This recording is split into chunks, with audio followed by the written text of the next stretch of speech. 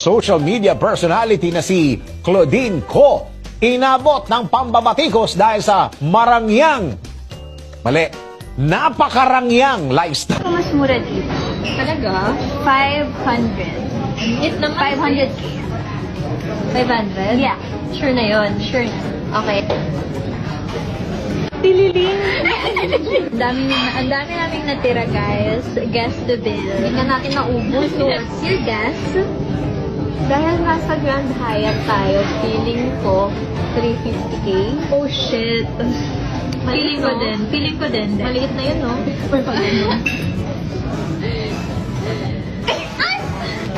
Kasama na. Swerte talaga ako palagi. Oh.